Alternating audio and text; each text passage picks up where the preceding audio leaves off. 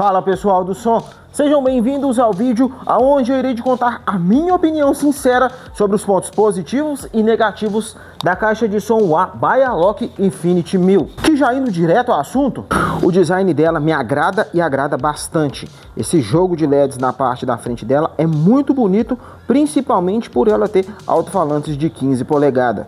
O que faz ela sair totalmente fora de um padrão de caixas de som que a gente já tem costume de ver. Aproximando mais aqui dela, ela ter visor aqui na parte da frente é um ponto positivo, só que pelo tamanho dedicado, ele poderia ser maior. Em volta dele, esse material que não arranha tão fácil, me agrada. A grade de proteção dela me agrada, principalmente por ser tão fácil de tirar. Soltou os dois parafusos ali de cima, soltou aqui embaixo, soltou os dois últimos ali, você já pode tirar a grade dela e tá limpando ela. Isso me agradou e agradou bastante. Voltando lá nela, só que agora na parte de cima, você consegue operar ela quase toda aqui pelo painel. Quase toda pelo seguinte, ela tem uma entrada USB, já tá até conectada aqui, tem entrada para cartão de memória, porém ela não tem a opção de avançar nem retroceder pastas. Isso eu achei que deixou a desejar. Voltando lá nas conexões, ela tem entrada auxiliar P2 e 3 entradas P10, o que também são pontos positivos.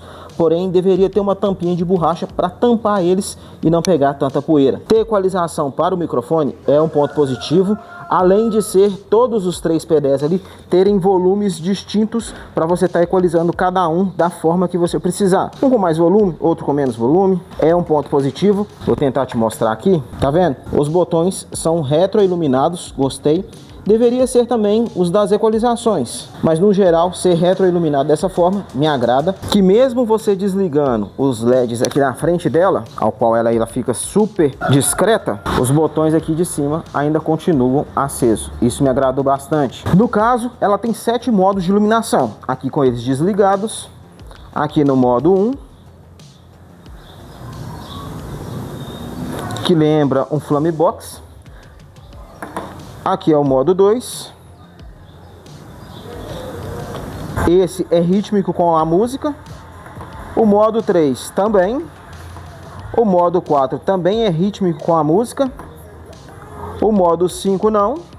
Ele acompanha o ritmo da música, mas no caso só a batida. Percebeu que esse LED volta do alto-falante conforme a música aqui, você percebe que ele vai mais lento e vai mais rápido?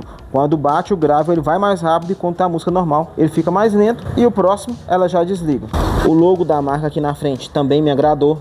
Tem a função de pareamento TWS, é um ponto positivo. O espaço para celular ou tablet é bem grande, só que tem um detalhe, ele é Black Piano, assim como em volta dos botões. Isso não me agrada porque arranha muito fácil. O restante do acabamento dela basicamente predomina esse, que vem aqui para frente, e eu vou te mostrar daqui a pouco na lateral. Eu gosto porque não arranha tão fácil, mas o Black Piano aqui eu não gosto porque arranha muito fácil. E aí no meu gosto, eu senti falta nela de função rádio, porque é a função que eu mais uso, e também de um controle remoto. Se ela tivesse um controle remoto combinado com esse visor aqui na parte da frente, ia ficar top demais. Concorda comigo? Então deixa o like. Já aqui na lateral dela, eu gostei de ser esse material, porque não arranha tão fácil. E ela ser de madeira. A alça de transporte dela é boa, tem uma boa ergonomia. Do outro lado é outra alça igual essa. E aqui embaixo tem o logo da marca, Bialog. Eu acho que se ele fosse retroiluminado, teriam ficado melhor. Mas desse jeito ficou bacana. E serem retroiluminados seria do meu gosto. Você acha que seria legal se eles fossem retroiluminados? Ou acha que desse jeito ficou bom? Ou acha que nem tinha necessidade? Comenta a sua opinião aí pra gente poder trocar uma ideia. A altura dela frente ao chão me agrada, pois não pega tanta umidade. Já aqui na parte de trás dela, a alça tem uma boa ergonomia. Essa alça, combinada com as rodinhas cá embaixo, facilita bastante para estar transportando ela. Que já aproveitando que eu tô aqui na parte de trás, até que aqui eu não importo tanto porque tá na parte de trás.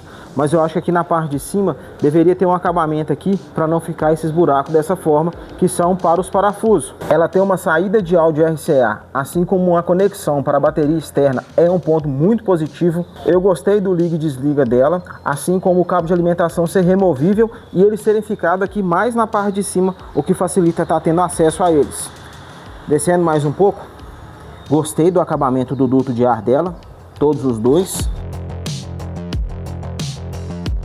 Percebeu que eles vão para cima para poder dar mais subgrave? Gostei.